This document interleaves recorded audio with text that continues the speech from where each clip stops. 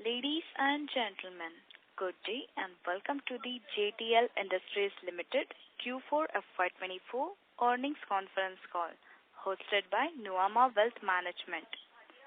As a reminder, all participants' line will be in the listen-only mode and there will be an opportunity for you to ask questions after the presentation concludes. Should you need assistance during the conference call, please signal an operator by pressing star then 0 on your touchtone phone. Please note that this conference is being recorded. I now hand the conference over to Ms. Sneha Talreja from Nuvama Wealth Management. Thank you and over to you, ma'am. Thank you, Manuja. Good morning all. On behalf of Nuvama Wealth Management, we welcome you all to the JTL Industries Q4 FY2024 conference call. We are joined today by the senior management of JTL Industries, represented by Mr. Atul Garg, CFO, Mr. Pranav Singla, Whole-Time Director, Mr. Dhruv Singla, Whole-Time Director. We will now start with the opening remarks by the management, followed by the Q&A.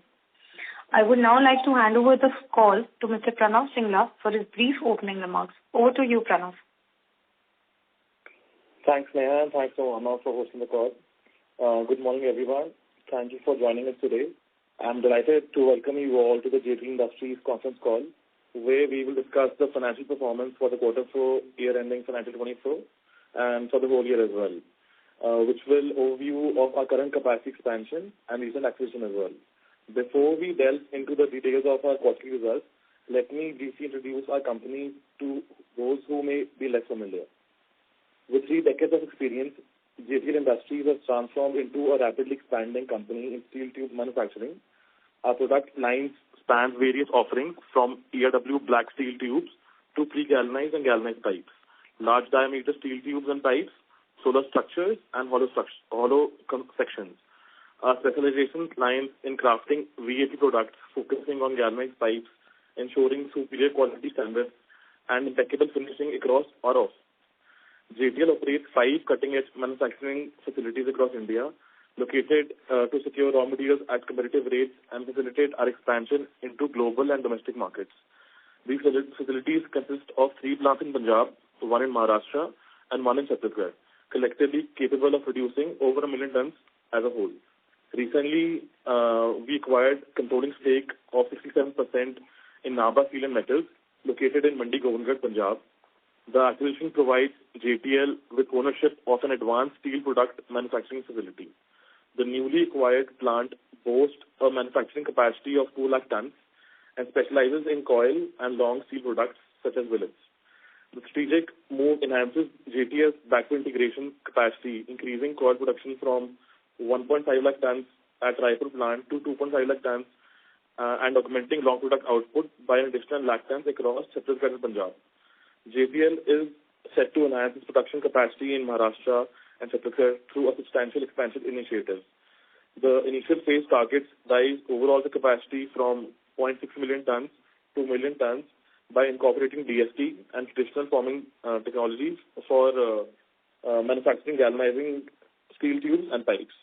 This move will enhance plant capacity utilization and manufacturing efficiency and diversify our range of valued products to new geographical markets. Regarding our financial performance, JTL has achieved a remarkable milestone by attending its highest ever sales volume, reaching an unprecedented of around 3.4 lakh tons metric ton. This surpasses the sales volume of the previous year, which stood at 2.4 lakh tons, showcasing a robust growth of over 42%. Additionally, JTL experienced a significant raise in the sales of value-added products, with a 35% increase, climbing from 74,000 tons in FY23 to around 1 lakh tons in FY24. Our revenue grew 31% to 2,040 crores in FY24 compared to 1,550 crores in FY23. The company witnessed a significant uptick in revenue attributed to robust demand of products and strategic expansion initiatives undertaken during the year. On the profitability front, we remain committed to gradually increasing the same since EBITDA for the fiscal year was reported at 153 crores with the EBITDA margin which was healthy at 7.5%. The performance was supported by several critical factors including the increase of VAP share, overall scale of operations, and continuous focus on enhancing efficiencies across all our plants. Turning to our future-looking guidance, we anticipate a 35% growth in the revenue for FY25 compared to FY24, while maintaining a beta metric ton of 5,000 plus for the whole year. Our projected capex remains consistent with expectations for the upcoming period. Thank you for joining us today, and I look for an engaging discussion. Thank you very much. We will now begin the question and answer session. Anyone who wishes to ask a question may press star and 1 on their touchtone telephone. If you wish to remove yourself from the question queue, you may press star and 2. Participants are requested to use handsets while asking a question. Ladies and gentlemen, we will wait for a moment while the question queue assembles.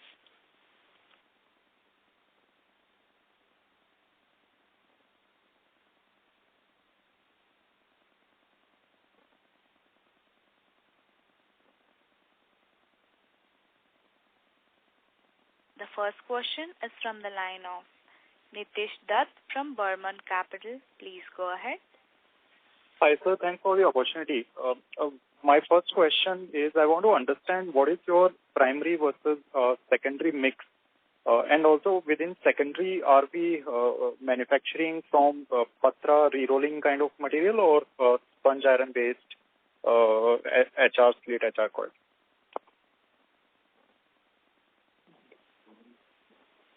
What is that?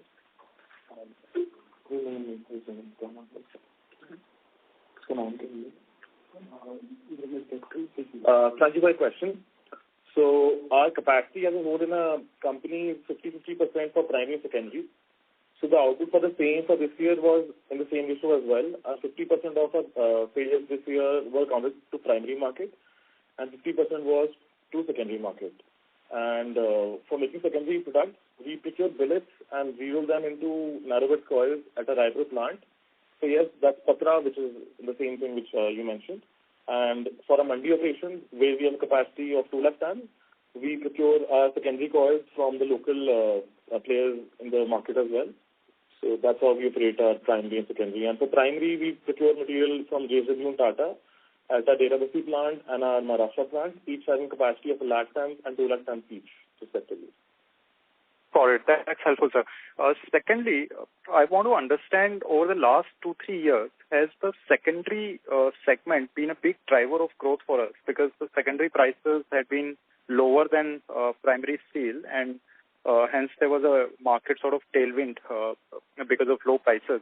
And also, one of our large listed competitors has been claiming that the market is potentially shifting to primary because, number one, consumers' preference for better quality, and second, as the new HRC capacities are coming up, the primary steel prices are expected to go down. So just want your perspective on both of these things, on how you see the market will move, if at all, and how you are prepared to handle that. Yeah, to answer your question there has always been a primary and secondary market in the majority of the products in India, be it long products such as TMT and say I-beam, guarders, channels. So there has always been a primary and secondary divide into the Indian market. As for the ERW pipe segment, it is more of the usages of the product and the gauge of the product which is available for a primary and a secondary option. So in the recent past, where a lighter gauge structure is required for, say, probably your steel gauge, lighter load-bearing structures such as carports, sheds, just a shed. So all these applications wherein a lighter gauge steel is required, which from a primary source of product becomes even more expensive with the deltas of thinner gauge. There is the main utility of the secondary product, and with the increase of usage of steel as regards to wood, direct replacement of wood, we've already seen an increase in demand in secondary products in the last few years. That's why we've grown, say, segments. Yes, going forward, since we are expanding our product profile, we are going from earlier we used to do only pipes to 6 inches, and by last year we started up to 12 inches. Going forward, we're coming up with a DFT mill, which is essentially a 20-inch mill. So we are going towards a broader product profile wherein, yes, we have to use more of the primary products, so and for different use and applications.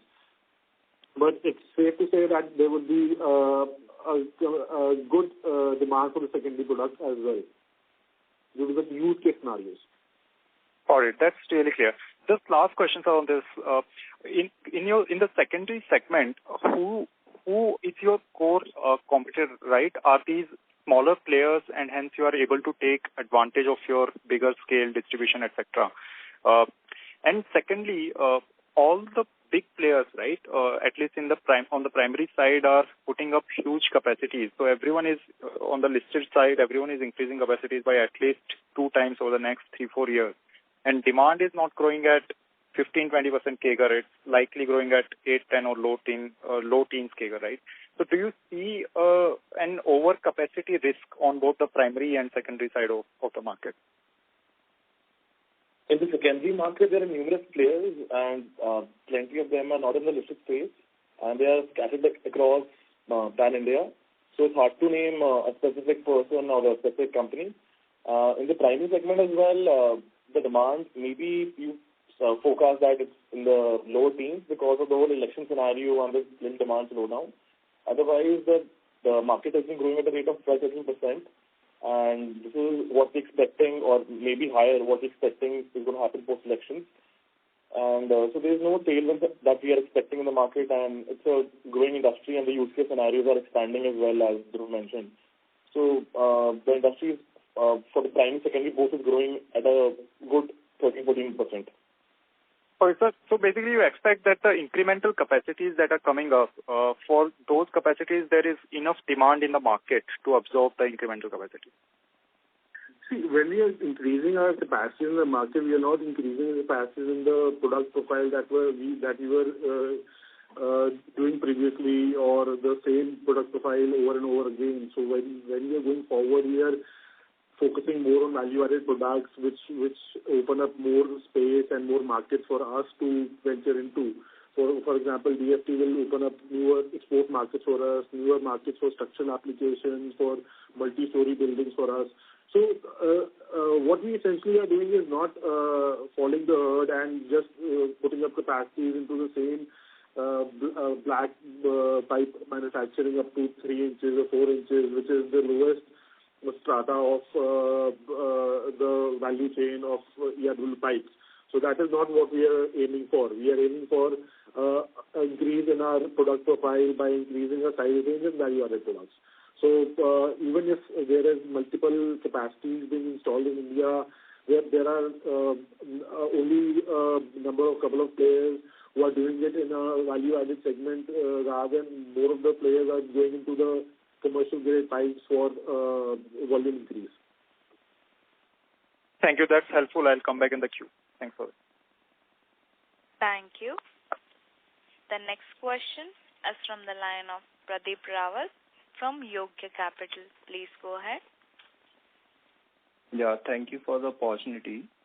So my question is regarding the abnormal fixed asset turn that we generate right now.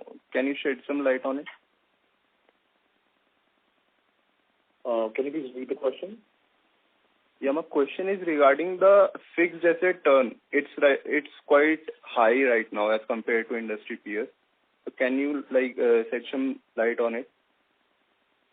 Yeah, thanks for your question. So our asset turn was extremely high because the mergers and acquisitions that the company has done in the recent past have been on a book value. Whatever applications the company has been doing in this year, if you look at our gross block as well, which has increased from around 90 crores to around 150 crores. So this is getting our asset turn down to 14-15 from levels of 18-19 before. So this is a gradual shift which will happen over time, and as the assets will sweat as well, you see the number coming properly as well. This year as well, we are expecting to deploy close to 150-20 crores on capex. So hence our gross block will come down, our asset turn will come down further to 12-13 numbers, which will be similar across industry. It's just that previously whatever asset purchase we did for the Mandi plant and the merger we did was on a book value. So hence the asset terms seem bigger right now. Okay. So my second question is regarding that you have regarded that we will outgrow our competitors, like we can expand our market share from 9% to 25%. So can you, what gives you confidence to outgrow our competitors? What is our edge? So if you look at our numbers for the whole financial year, we've done a tremendous 40% growth over the last financial year. This has been done because we have been adding more SKUs and gathering more market share from our competitors. The following approach would be that we'll be adding more SKUs itself as well and circulating the same products in the market. Plus that we are a debt-free company.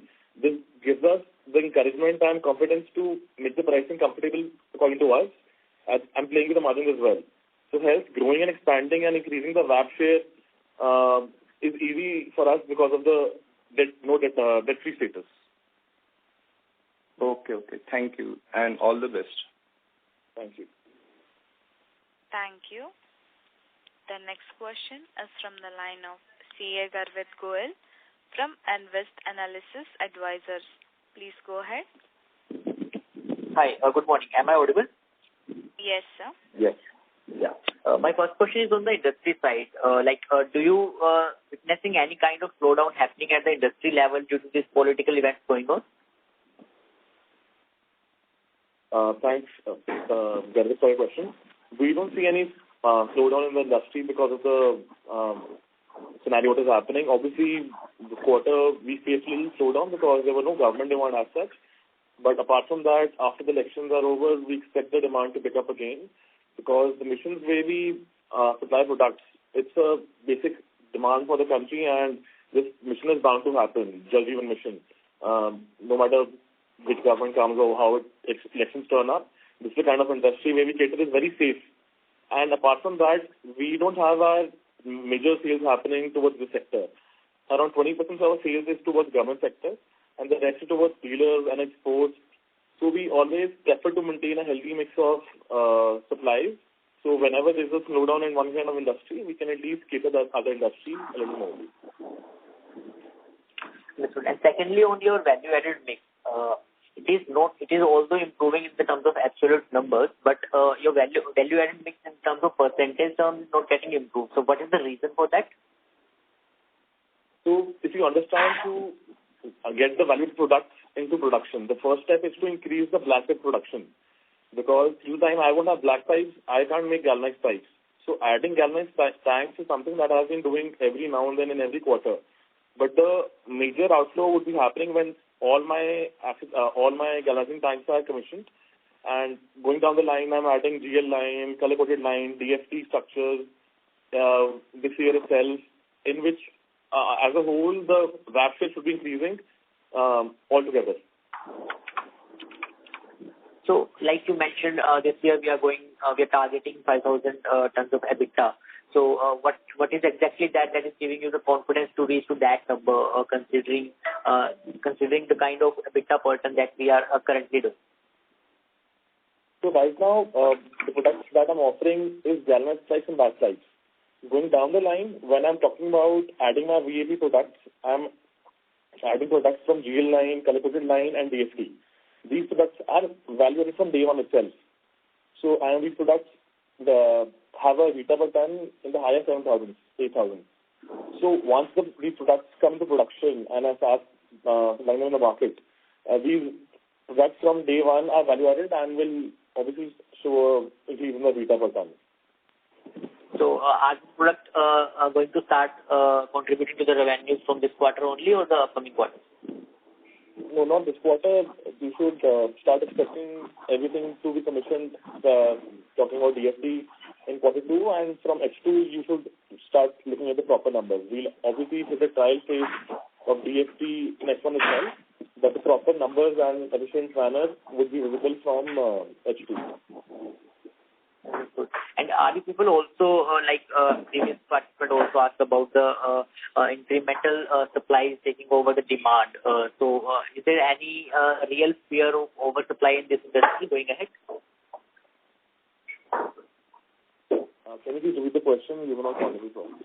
Is there any kind of fear in terms of the oversupply of in this industry going ahead, considering the plans of your peers as well as plans of JTL industry? As we mentioned before, that we venture into adding more SKUs every, when we're expanding, we are adding more SKUs. If we were just adding the same product, then it would be a fear for us. But as we are diversifying ourselves and adding more SKUs in every growth phase that we are conquering, so this fear is not anywhere close to us, and these products that we are adding are fully value-added from day one itself. So there is no fear as such that if we see a slowdown or there's oversupply in the industry for our products. But you are saying these products are value-added, but value-added products are also manufactured by the peers as well. That is why I'm asking this question. The DST products are not manufactured by a lot of players in India right now. We'll be essentially the second one in India to get this technology. So there's a lot of humongous demand for the product, which we'll be supplying. There are not many players of us who do DST products. Okay, fine. That's it from my side, sir. All the rest for the future. Thank you. The next question is from the line of Dhananjay from Ask Investment Management. Please go ahead. Hi, congratulations for a good set of numbers. Just wanted to ask you a couple of questions. A, how much is the total capex we're doing for the next 2-3 years? And B, what is the update regarding the warrants and how are we looking in terms of the inflow of the warrant money? Hi, Dhananjay. Thanks for your question. So the total outflow the company is expecting in capex this year is close to 150 crores plus. And if you talk about the next 3-4 years, we'll be spending close to 500 crores plus, 600 crores plus in the coming 2-3 years. Okay. Giving a exact figure would be tough right now because it's a phase-wise manner enhancement. Yeah. And if you talk about the warrants, the promoters pitched in some money as well in the previous quarter. Around 170 crores is what 675 crores is what totally promoters signed up for, and out of that 170 crores is what we already received in the company as well. And the other warrants are due to the warrants that we did before are due in September. So we expect everything to come before that. Around 170-180 crores is something that we are expected to get from that. Okay. Perfect. I've heard the remaining questions. Thank you so much. Thank you. The next question is from the line of Aditya Velekar from Axis Securities. Please go ahead. Thank you for this opportunity. Specific questions on capacity expansion plans. So in FY25, we assume 1 million ton to reach the target of 1 million ton. And then for FY26, how much capacity expansion you expect? And also if you can outline the sales volume guidance for 25 and 26. Thank you for your questions. So yes, we will be reaching the capacity mark of 1 million tons before the year ends. And the guidance that we mentioned for this year is a 30% upward shift over this year. And as our capacities keep coming up every now and then, every quarter, we keep upgrading our guidance towards upward section as well, and try to do better as well. And if you talk about the guidance for the next year, we should be again doing a 30% growth minimum for the next 3-4 years. Okay. And you have mentioned 600 crores capex in coming 2 years, right? If I heard you correct. It's 2-3 years, not to give an exact number, but around 2.5-3 years is something that we can expect everything to outflow in. And your plan for 1 to 2 million ton expansion means that will be contingent upon the funds available, means raising of funds, right? And any color you want to throw on that? Are we on track for 1 to 2 million ton expansion, and by when you envisage that that will also flow through in there's no struggle that we're saying in expanding from 1 million tons to 2 million tons. The company has been growing its margins and recently increasing its profit as well, So if you talk about the whole scenario, the promoters also helped in by putting in some money as well.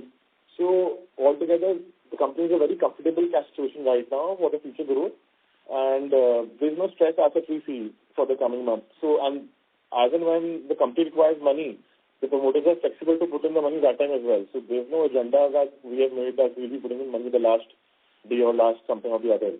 As and when the company requires money, the company has adequate money right now. But as and when the company will require money, maybe for advance to the suppliers or to order the advance of machinery, we keep putting the money from promoter side itself. Okay. And with regards to demand, so in this first half of this fiscal, do we expect some softness in demand because of the elections and all, or you expect that the demand will pick up only from the second half? Any color on the demand pickup? So we're expecting obviously the demand should pick up enormously by H2, but our H1 should be strong as well, and we should try and give new all-time high in every quarter. Okay, fair enough. Thanks for this opportunity. Thank you. Thank you. Ladies and gentlemen, in order to ensure the management is able to address questions from all the participants and the conference, please limit your questions to 2 per participants. If you have a follow-up questions, we will request you to rejoin the queue. The next question is from the line of Bhavin Pandey from Trust Plutos. Please go ahead. Hi, congratulations, Pranav, on great set of numbers and the wonderful you guys had at JTL.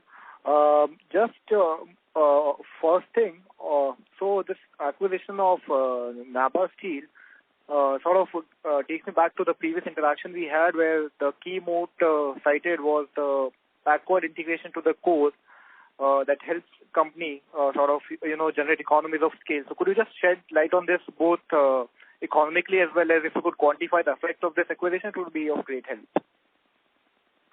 Thanks, Bhavin, for the question. So this acquisition of Nabha Steel will help us basically expand our margins. Right now in a Mandi plant, we procure around 1.5 lakh tons material, 1.2 lakh tons material from secondary players who are locally available and supply the product of secondary coil. Having the acquisition of Nabha Steel, we'll in-house make the coil itself, and this will be from scrap. So effectively, we should be like on a black type right now, if you're making close to 2,000 rupees, 1,500 rupees EBITDA per ton. So it should be at least 30% more saving on increase in the EBITDA per ton on the black type itself. So it is yet to start. It'll take a quarter or 2 or maybe 2 quarters as well right now for the final production from Nabha Steel to start because we're making some changes in the capacity right now. But once everything is set, you can see a significant increase in the bottom line. Okay, that's wonderful. Secondly, Pranav, on inventory front, the days inventory in hand has declined. So any just sort of reason that could be attributed to it? Can you please repeat the question? Yeah. Inventory days have declined on a year basis for FY24. So any reason for that? So basically, since we are not into the business of manufacturing steel, we are just converting steel. So we tend to make ourselves more leaner when the prices go down and material availability is robust. So and vice versa, when the material availability is not frequently available, then we have to stock up. So these are the reasons. Last year, there was a good correction in prices, and we were able to also move out our finished goods on a timely basis, and that's how we also tended to increase a little bit in our market share to have timely deliveries, increase in our product profile. So these are the reasons that we paid better on the inventory days as compared to the previous year. Okay. And just one last thing on return ratios. Of course, they would not look as great as they were last year because of the expansion that's happening. But could you maybe shed some light on when we could see these numbers inching up in the positive direction? So if you're talking about the ROCs and ROEs, so the 62 crores of amount is still in work in progress. And when these assets will come and start sweating, they will start generating the results. And so this is a phase where we have raised capital for further growth, and hence there's a temporary blip which will eventually reach the 30s level in this coming year itself. And if you talk about the margins of the company, it's better to look at the company's performance on EBITDA per ton basis and not in percentage manner, because the percentage obviously keeps varying depending on the HRC prices. So the EBITDA per ton has been altogether in a healthy growth manner, and so we don't see any downfall which has happened except maybe the ROC, ROE. Wonderful. That was really helpful, Pranav. Congratulations again, and good luck for the year ahead. Thank you. Thank you. The next question is from the line of CA Rajesh Mangal Agarwal from Rajesh Mangal and Company. Please go ahead. Yeah, am I audible? Yes, sir. Yeah. Hello, thanks for the opportunity. I have just two questions. Why the Q2Q, quarter-to-quarter sales has been reduced near about 17%, from 567 crore to 466 crore? And second one is, why the promoter shareholding is reducing? I am a retail investor. Thanks, Rajesh, for your question. So the company's goal is to supply products in the market having a good margin as well. If you look at the numbers last quarter, we did 1 lakh ton of the volume, and that quarter our VAP product share was low. Hence, the absolute EBITDA and the actual profit the company did is almost same to what we did this quarter. And so it really doesn't make a difference if it's basically a dice if you link that side or this side. So the focus of the company is to eventually increase its VAP share. And this will be happening in a phased manner every now and then quarter. In this quarter, we expect the volume should be good as well, again reaching a new all-time high with an increase in VAP share as well. So that's how we aim to get the market in the future. And if you talk about the shareholding of the promoters, the promoter shareholding has gone down because we've promoted some warrants, which has led to the decrease in shareholding. There has been no sell of stake from the promoter or any of the promoter entities. So the promoters are not selling at all. It is just some conversion of warrants which have been happening every now and then in the quarter, which decreases the shareholding. Now, if you talk about the situation now, we've issued the promoters warrants as well in December. So post that, our shareholding is supposed to go up. So it's just a phased manner in which maybe 1-2 quarters we keep seeing the shareholding is going down because of the warrants conversion from the public category. But eventually, when the promoters will convert their warrants, the shareholding should go back to 60s level. Okay, thanks for the answer. And the last question is, why this ROC and ROE is reducing drastically? Near about 50% has been reduced as compared to last financial year. So as I mentioned, around 65 crores is in work in progress for the advances of machines that we given. So when these assets come and when they will start sweating, they will generate results and give numbers as well. So it's just a temporary blip that it's visible.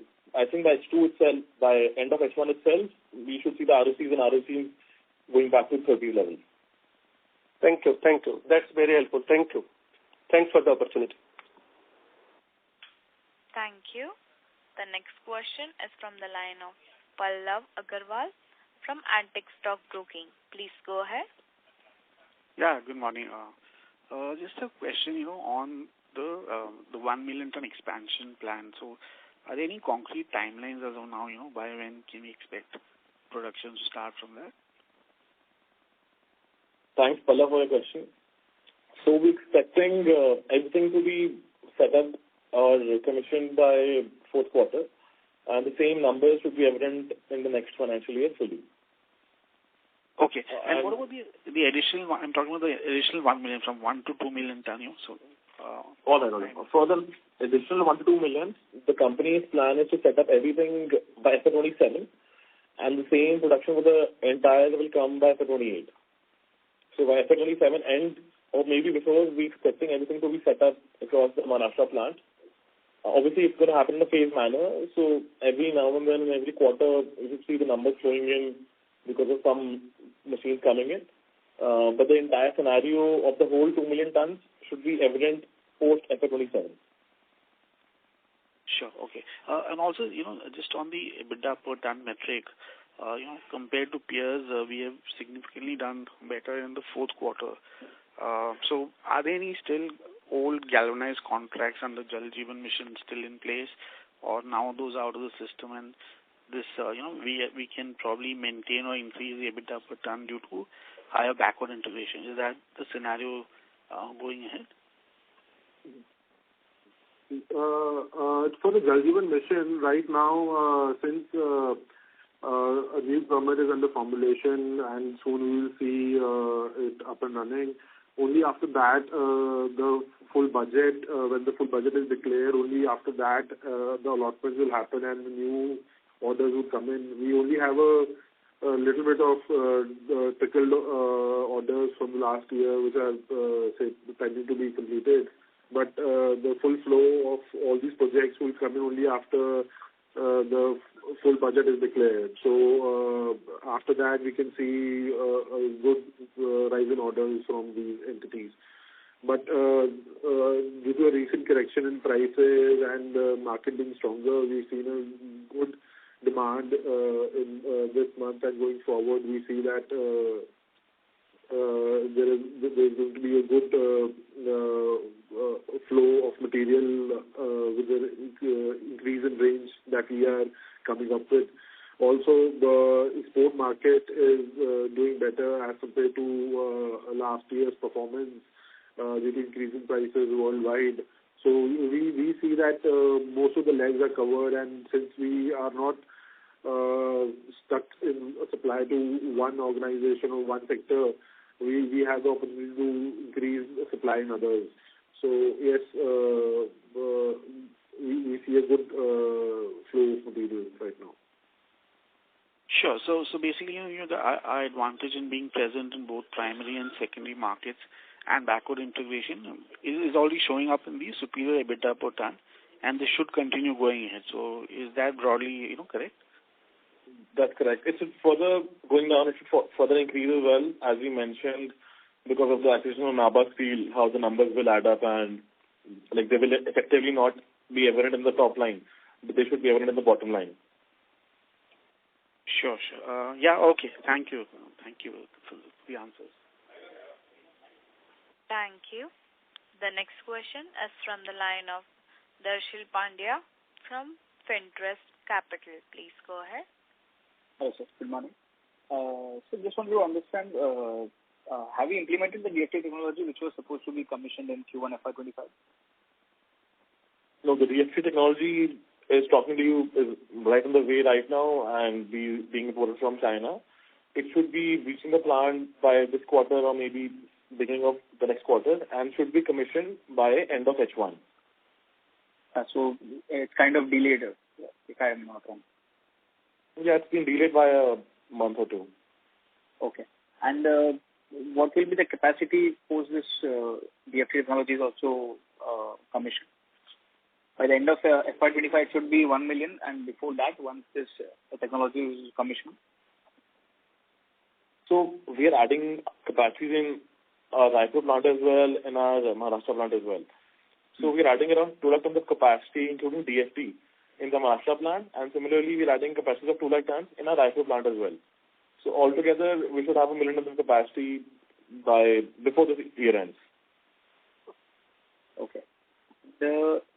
Just want to understand, sir, as the guidance has been given of 30 to 35%, but if I'm not wrong, as we have done some acquisitions as well, and as this capacity numbers will be obviously live by next year. So just want to understand, is 30 to 35% achievable, or we can do more than that? given this new acquisitions also done and EBITDA pattern, we are expecting some good uptake in this next year. So the expansions the acquisition that we've done right now, it's a backward integration. So this won't be really evident in the top line or the volumes. The numbers that we are given of 30% growth is without accounting for all the expansion that we are doing this year itself as well. So as and when the machines come, we'll keep upgrading our guidance for the coming year itself. So it's a matter of time when the machines come, and we'll maybe upgrade our guidance. Okay, got it. And this year, VAP product share was around 34.5%, right? And we are expecting 40%. Yeah, this year our value product share was around 35-30%. And going down the line, this year we expect to cross the 40% mark. Sorry. One last question, sir. As you know, Q4 we see some demand slowdown. How is this quarter been, like as on date as we speak today? As of date today, we have been seeing very good demand from the export market as well. And we are very confident that we should achieve a new all-time high this quarter. Got it. And export share, are we seeing this number to go still up, because we are seeing some good uptake in the export numbers overall? Yeah, we've counted last quarter. And, we've accounted exports for this quarter and then given the new targets. There's a good demand in the exports, but we know that the domestic market will recover now and then, maybe by end of this quarter or beginning of second quarter. So giving an exact number on how much percentage of exports we will do this year would be hard right now, because the domestic market itself is very strong. All right. I'll get back in the queue. Thank you so much. Thank you. The next question is from the line of Nikhil Agarwal from VT Capital. Please go ahead. Good morning, sir, and thank you for the opportunity. Sir, I wanted to understand, how do you hedge yourself against the RM prices? Like in the last 1 month, about HRC prices have been on an uptrend. So how do we see our margins shaping up going forward just because of the RM price hike? So to continue our production in a full manner, we do have to keep an inventory of about 12 to 15 days, but it really depends upon how we are shaped up against the back-to-back orders. To give you a broad overview, like currently we have two kinds of products, primary and secondary. In the primary market, we are procuring materials from JSW, Tata, SAIL, wherein we do have a monthly pricing with them. We are able to procure so much material from them that we are able to sell in a month. That is fairly covered from those entities. And in the secondary market, there is a daily pricing. So whatever the increase or decrease in the market there is, it's on a daily basis, and not even say a daily basis, on a hourly basis. So there we are able to hedge our raw materials on a back-to-back basis. So these are fairly the points that let us cover our raw material hedge. When we talk about supply to our end user, say the government organization, we supply to a government entity, there is a price variation clause. Even if I do a pricing with them in the beginning of the year, the pricing that is applicable is on the basis of the month that the material is being supplied to them. And from the dealer network, it's on a monthly price basis, on a contract-to-contract price basis. So we are fairly covered on our purchase and sales in that manner. And exports as well, we have a fixed price basis wherein we are only occupying orders which we can complete in a time frame of 30 to 45 days, which does not allow us a lot of time for say have a effect of the increase or decrease in prices. So that's fairly how we work on these matters. Okay. So to a fair extent, you can basically pass on the price escalations or the reductions to the end customers. Yes. Right. Yes. All right. And reasons why your volumes fell down in Q4, like on a quarter-on-quarter basis, if you look at it that way?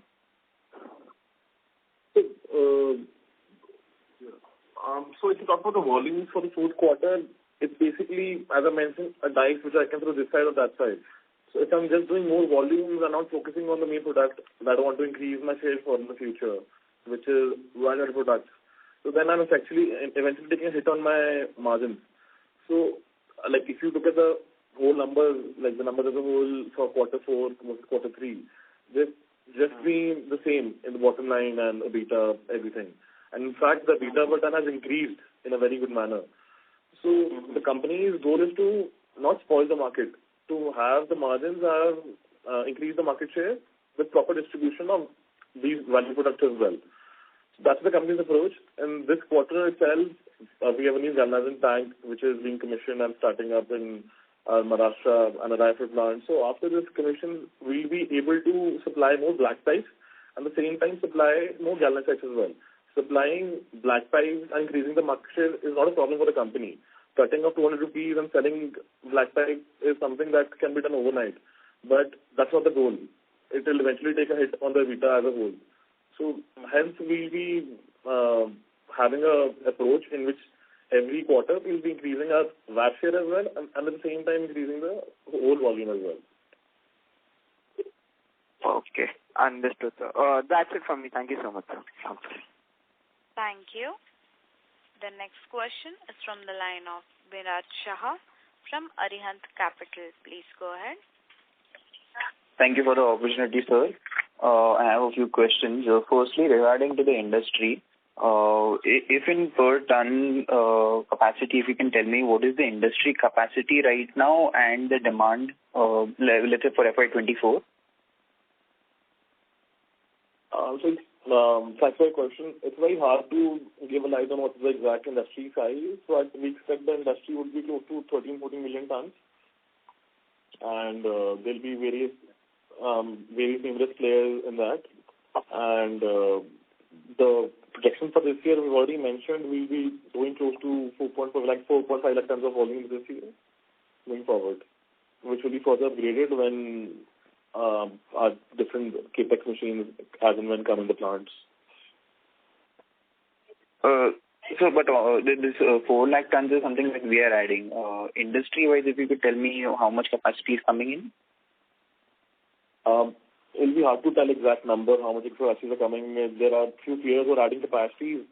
So, net to net that we know that around 1 million ton is something being added in our peers itself. But getting the number for the whole industry is something we can't really tell right now. And obviously, our goal is not just to increase the same products. Our goal is to increase our SKUs. So no matter what the industry is adding, our products are a little different from the others. We are adding more SKUs, which are replacement of wood and having ample uses and have a good demand in the export market as well. So being a star exporter, we see a good demand in the export market for our product itself as well. What we will be manufacturing in the future with the capex. So that's all it. Right, understood.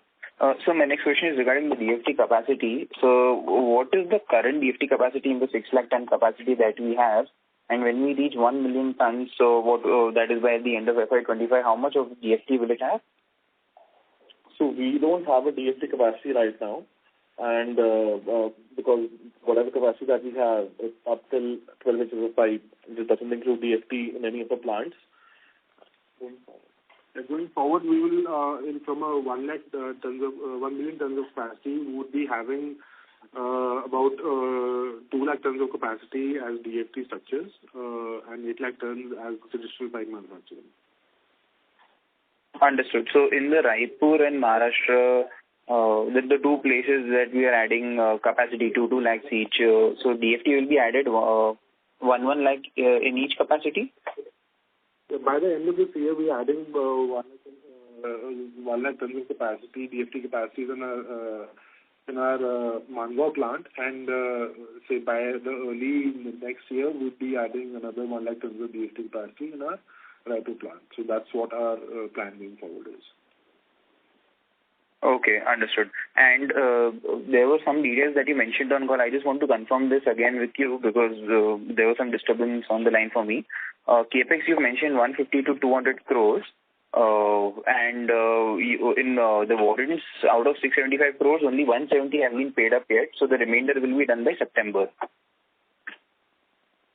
No, so basically out of 675, the last date is supposed to be, I think the money that we received was around in February. So the date for us to make the last payment is 1.5 years post-February. So that's effectively August for next financial year.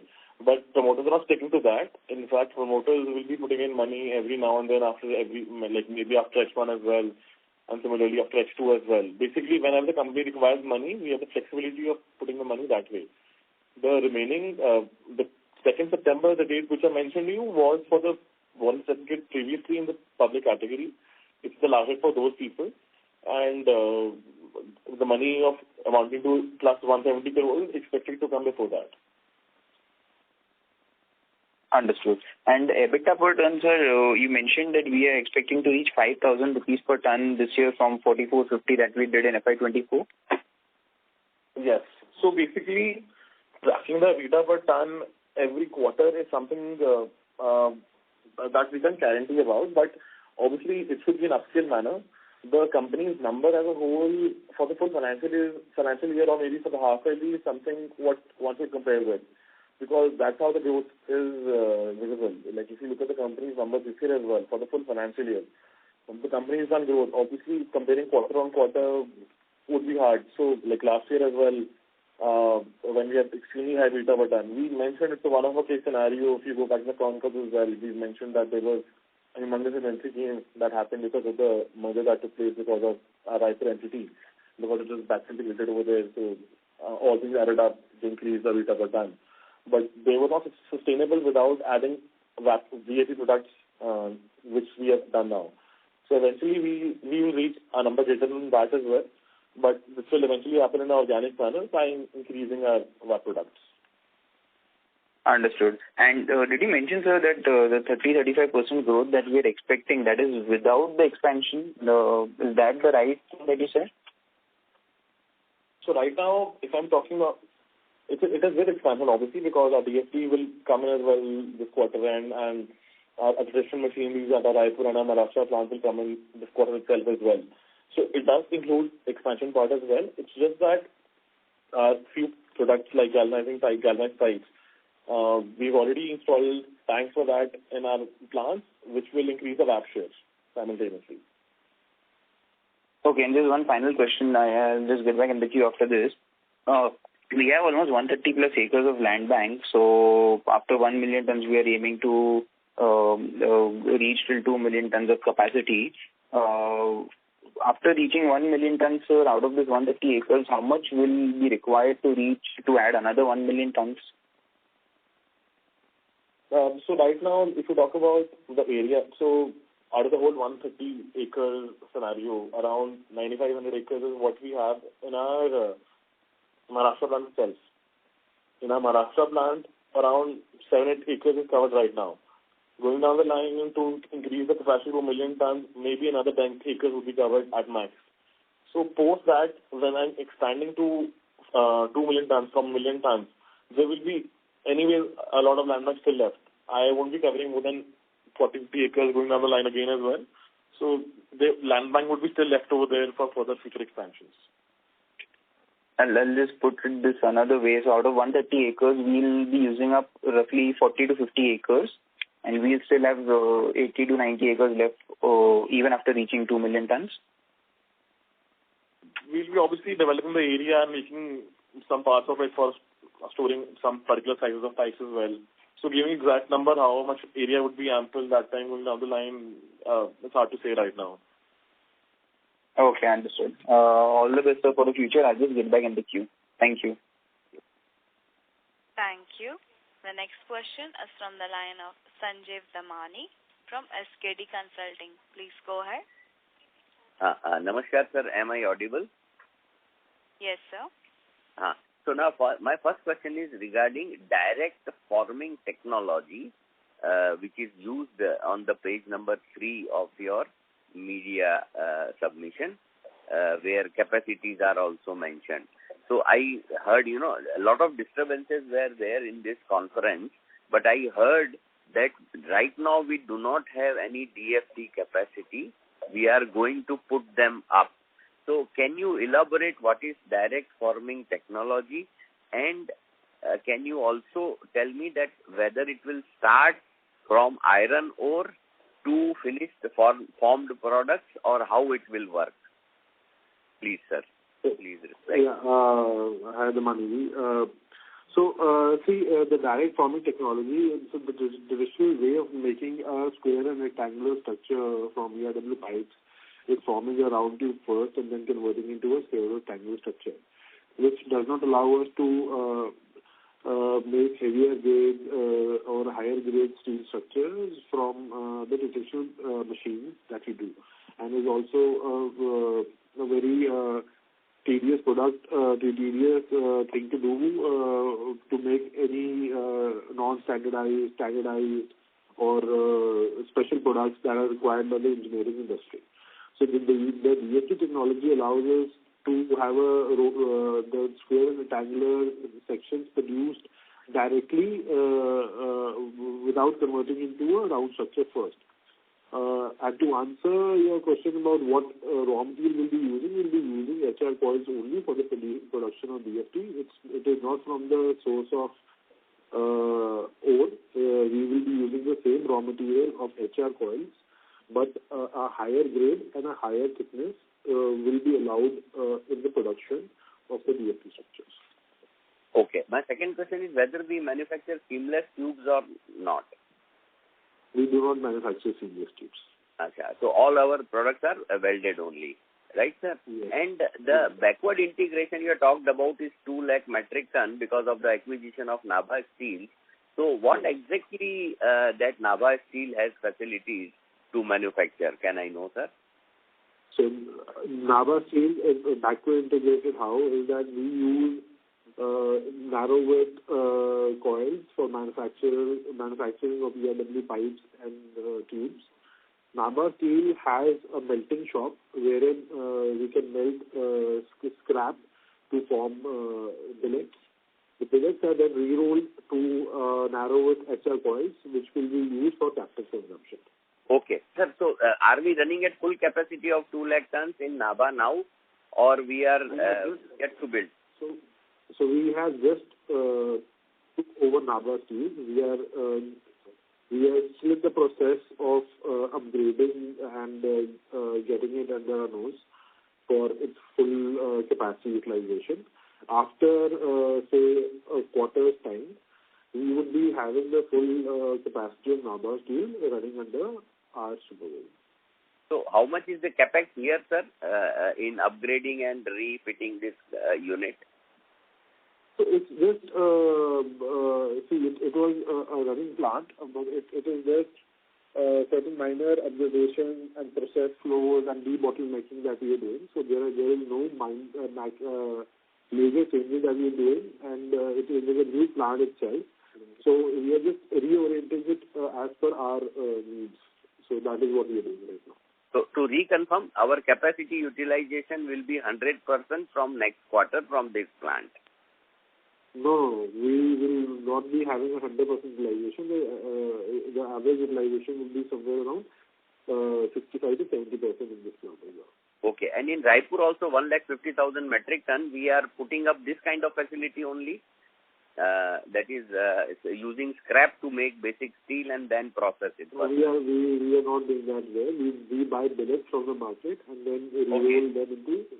Okay. So in Raipur, you are going to have a rolling plant. We already have a rolling plant. Okay. Thank you, sir. I am satisfied, and all the best to you, sir. Please, I pray that our company progresses well. Thank you. Thank you, sir. Thank you. Thank you. Due to time constraint, that will be the last question. I will now like to hand the conference over to the management for closing comments. Over to you, sir. Thanks to Mama for hosting the call, and thanks everybody for taking our time to attend the call as well and asking us all the questions possible. We like to give the guidance which is around 30% growth over this year for the next year, and at the same time working better with the market as well because of the whole acquisitions that the company has planned out in such a way of backward integration and forward integration. Things should add up in a very good manner. And till after H1 itself, the numbers should be visible as well. Thank you, everybody, for joining. Thanks. On behalf of Nuvama Wealth Management, that concludes this conference. Thank you for joining us, and you may now disconnect your lines.